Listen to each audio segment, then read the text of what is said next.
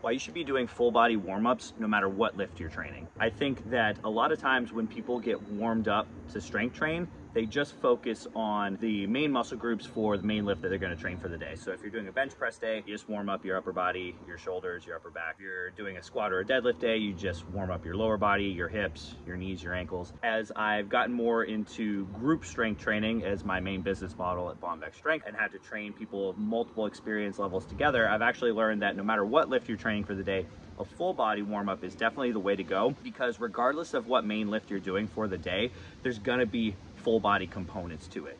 For example, if your main lift of the day is a squat, yes, it's your legs doing the majority of the work, but you need a good amount of shoulder mobility to get the bar on your back in the right position to back squat. You need a good amount of T-spine motion to be able to get your chest up and hold it there when you squat.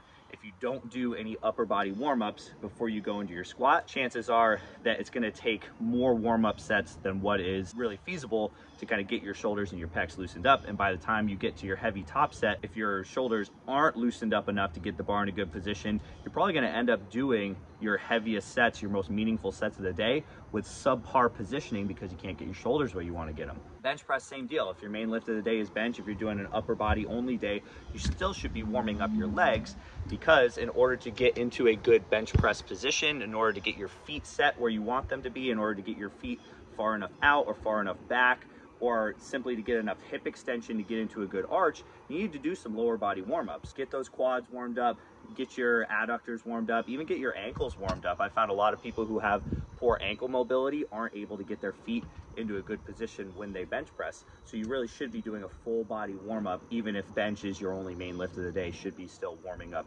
your lower body. I've seen the pendulum swing over and over and over, where warm-ups should be very, very extensive. You need to foam roll head to toe, a ton of breathing drills and a ton of stretching and a ton of activation drills just to be ready to lift.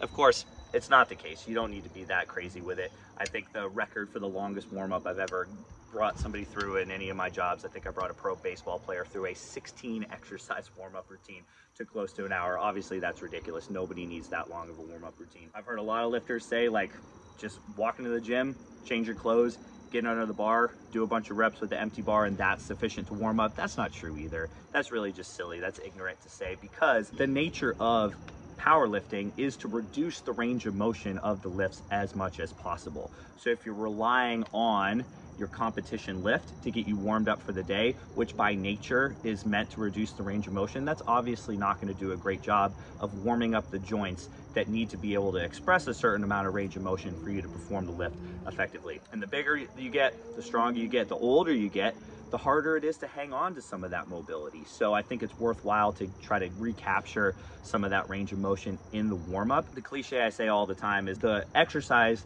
that wears out the upper body the most in powerlifting is not the bench press, it's absolutely the squat. I've seen back squats chew up people's shoulders, chew up people's elbows, chew up their necks. So you need to have some sort of upper body component in your warm-up so that you can squat effectively. I think the answer lies in the middle, like it often does.